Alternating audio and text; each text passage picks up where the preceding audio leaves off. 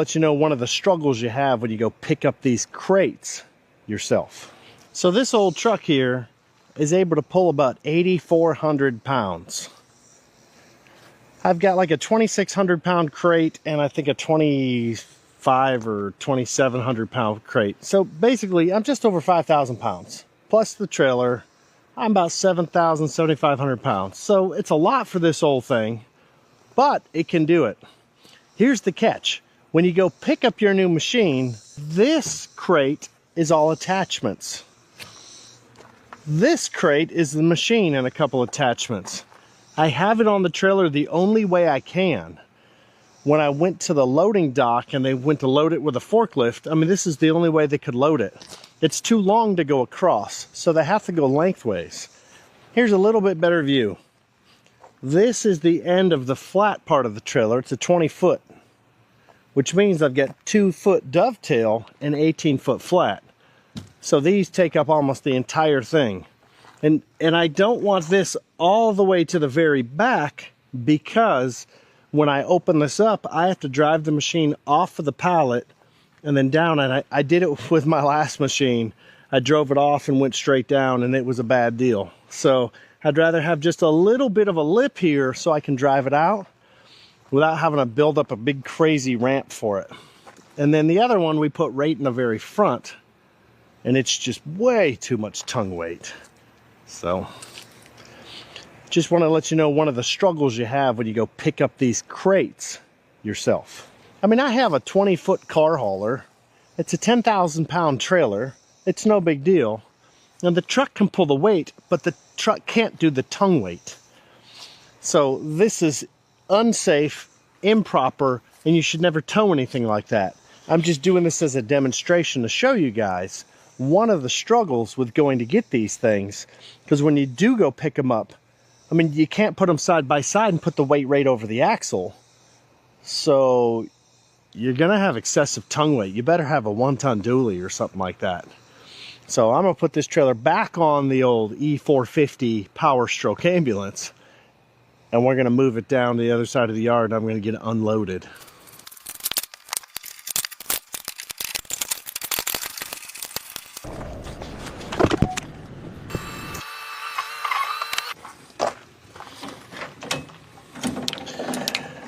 Something else really great about this truck is on this one, I have what I call the WaySafe hitch. So the WaySafe hitch has a scale in it, and I will know my tongue weight as soon as I put it on this ball. Really, I should have put the WaySafe on the Escalade.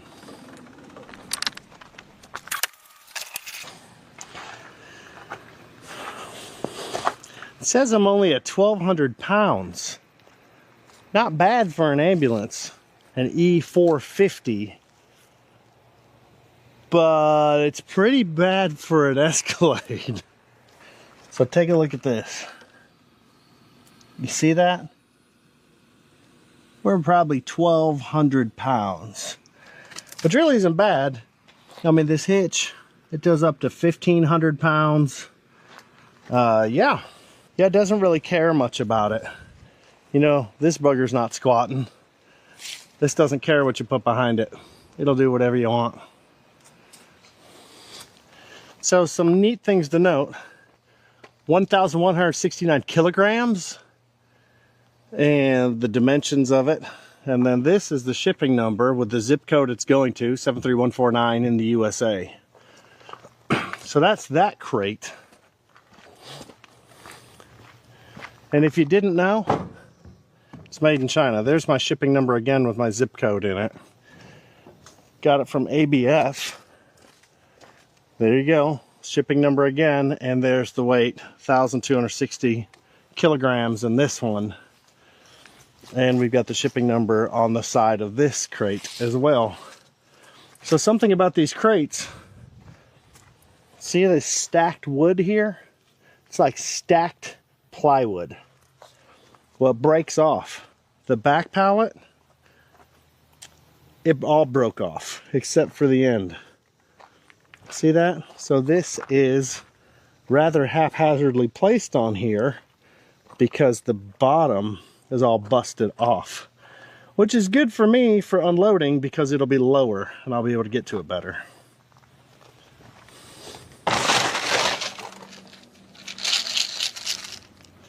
Here's my little Bucky. And there's my other guy. This is a little buck. This is my big dude.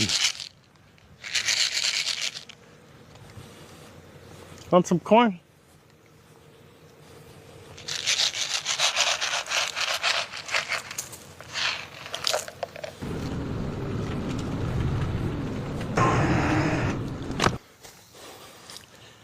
These crates just arrived from China. I've been waiting for these for weeks. I got the call the other day that it's here. Inside that crate is a Chinese mini skid steer. Months ago, I ordered from China, and I have my machine here now and a whole bunch of attachments. And today, I'm going to show you what it's like to order from China, the process from tracking the ship to arriving in port, to getting to the freight company, and now coming here. So let me tell you a little bit about this. So this shipped out of China in July. And it arrived in the United States. I mean, it took a long time. It went all the way across the Pacific Ocean. And then it went down south and it went through the Panama Canal. And then it came up, went to Mobile, Alabama, and then the ship stopped in the port in Houston. And that's where these crates got unloaded. They got unloaded on August the 8th. Today, it's August 30th. Now, I picked these up 2 days ago, and I got the call 3 days ago that they were ready to pick up. So I ran over there to ABF Freight in Oklahoma City, and they allowed me to just pull up to their freight dock, and a forklift came out and loaded it. So this is the first time I've gotten a machine that I didn't have to pay a forklift to get it. Now, I did have to have a big old truck and a trailer, and then they loaded them on there and I strapped them down. And when I got them strapped down on there, man, it was a pain. I don't have straps that long. I have just normal straps to tie down side-by-sides, tie down machines. Let me show you. So these are some car straps I got on Amazon. They're from Rhino, and these things are awesome. And I know, people always say chains and binders using machines. It's a 2,500 pound machine, man. Do you tell people with a Polaris Razor to use chains and binder? No, I use straps, and these are overkill even for that. Because this strap here, maximum load 3,709 pounds. Brake strength 11,128 pounds. 3,700 pounds per strap. And there's 4 of them on a machine, by the way. These straps aren't long enough to go all the way over. When they come down, you have 1 per side. And then I had to use a 3rd strap in the middle. And I had to hook all my straps together.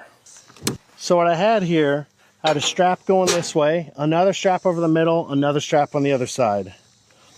I also have a strap here, a strap in the middle, strap on the other side. So I needed 6 straps per crate. So I had to bring 9. So this is another strap I use on a regular basis. This is by Jayco. Again, I got it on Amazon. I bought these. 1,736 pounds with a brake strength of 5,208 pounds. So 1,700 pounds, 4 straps on a machine. Just do the math on that. Say it was 1,500. Let's do even math. So 3,000 per side, 6,000 pounds on a 2,500 pound machine. What if I did a 3,500 pound machine? I mean, these are plenty. You'll flip the trailer over, it'll still be strapped down. So now I have the crates home. They're here in my yard. Now I get to play with my toy, right? No, I don't. I have to open these things. It's my 3rd time doing this. So this time I went and bought me a nice little pry bar set off Amazon. I just bought these. I don't know if they're any good yet, but we're about to find out. These are Rex Betty Chrome Vanadium steel shafts with blackened finish. Okay, whatever. I just want a pry bar. I don't care what they're made out of. Oh, nice.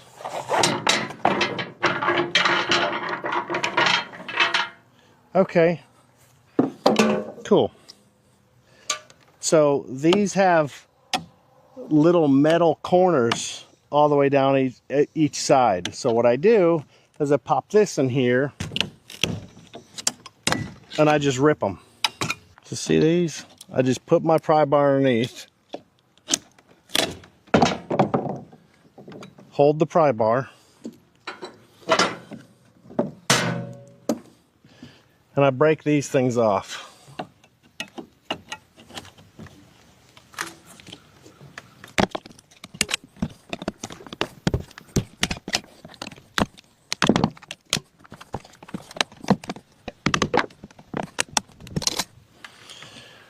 Okay, now with those off, now we pry the ends off the crate.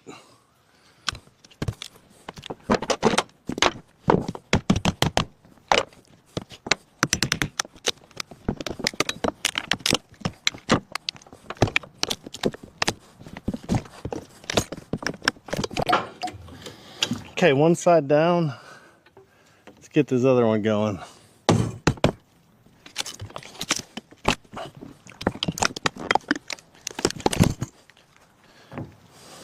There we go. Yeah.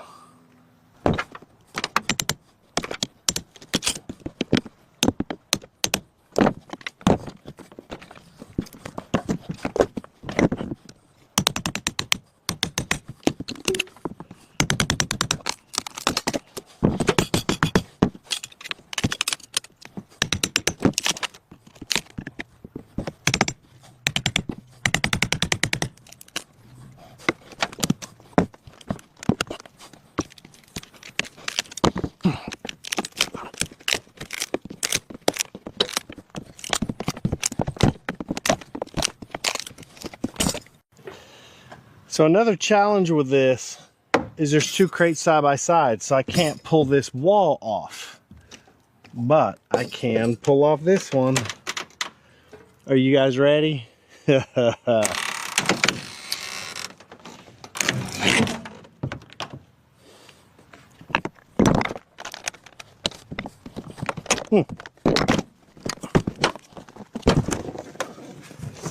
So now I got all these big sheets of cheap plywood. Got nothing to do with. Oh, wow.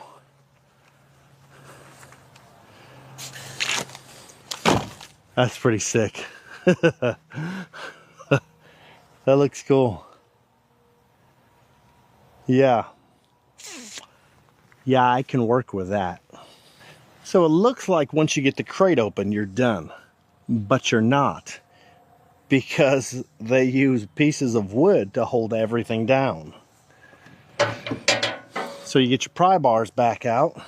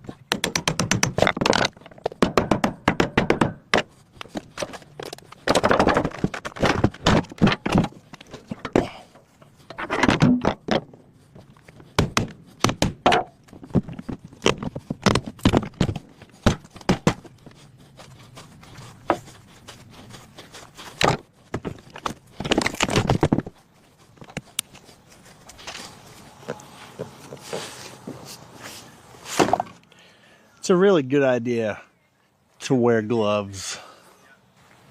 So I'm totally making a mess here in the yard, but I'm gonna get this off the trailer now.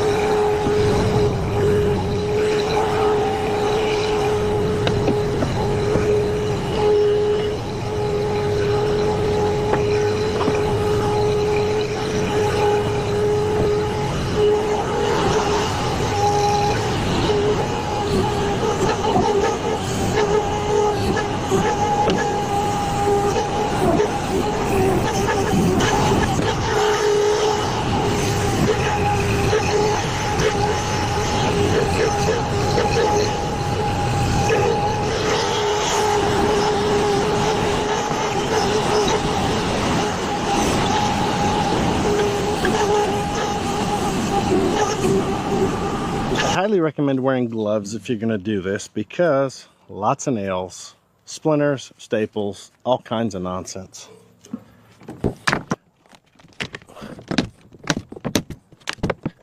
It's amazing how many staples are in this.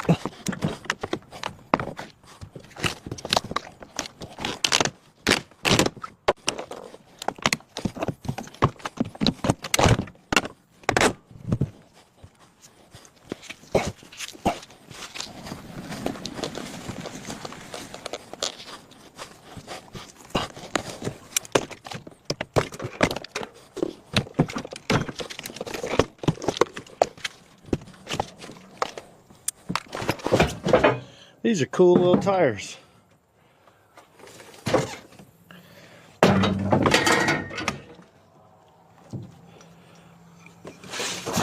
Now these are the big wide ones.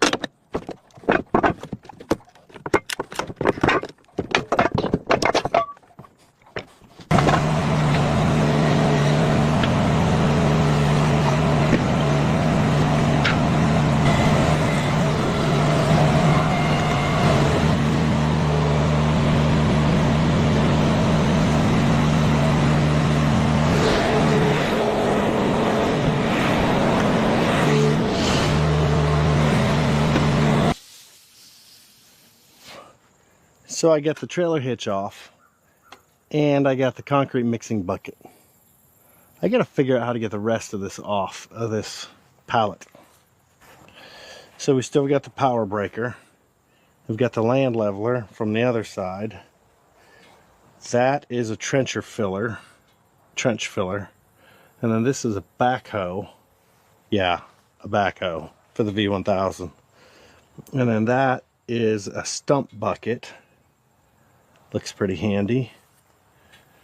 And I don't have any idea what that is. There's my trailer hitch. I got 3 of these wheels out, and I got all 4 of these ones out. I think I need to rip this back panel off, drive up onto the trailer, move the stump bucket, hook up to the backhoe, and drive that backhoe off. I don't know if I can do that till I get the trench filler.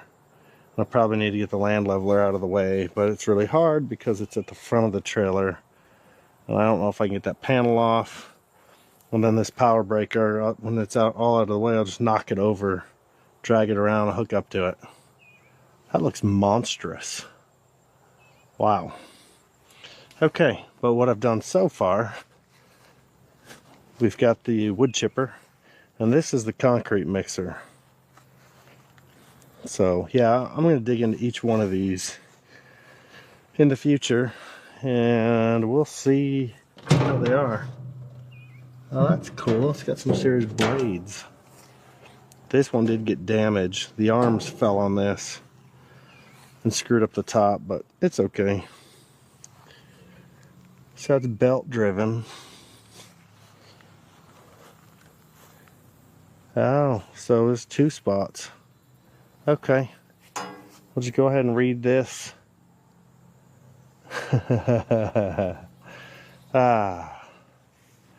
Okay. back to it. I didn't get the rest of the unloading on film, but that's okay. It wasn't very exciting. You get the point. It was a pain in the butt, right? So here it is, maybe a month or two later. I don't remember. I just haven't had a chance to finish that video. One of the reasons I just quit my job to do this full time, right? It's because I need more time. So this is a pile of trash that I've had laying here ever since that day I filmed the rest of this video, just to show you guys the kind of crap you're left with after unboxing one of these machines. So finally I get to show you guys all the trash that was made from this uncrating experience. And now I get to throw it all away. So all the stuff strapped down, all the attachment straps, all the random little pieces of cardboard that they throw in the box, these egg carton things. And then the wood. I mean, there's so much wood.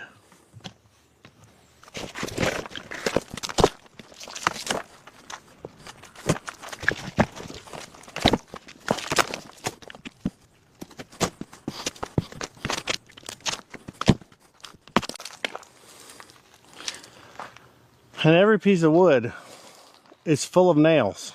See that?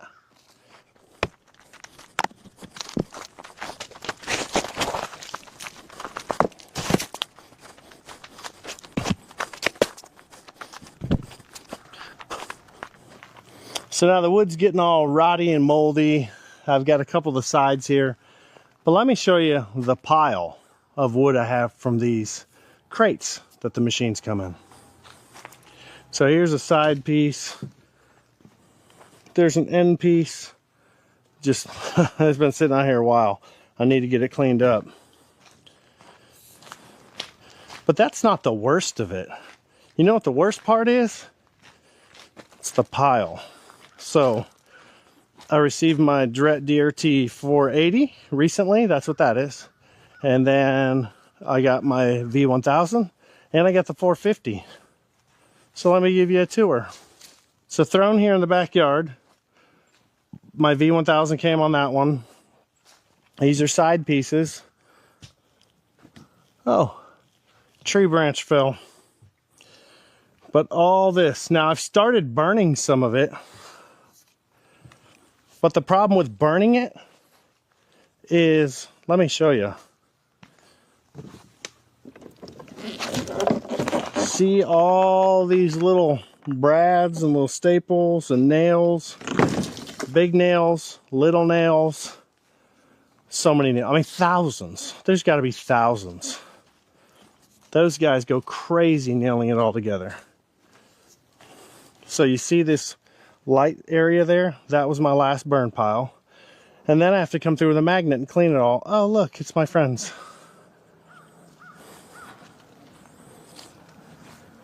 They're sleeping in the side yard.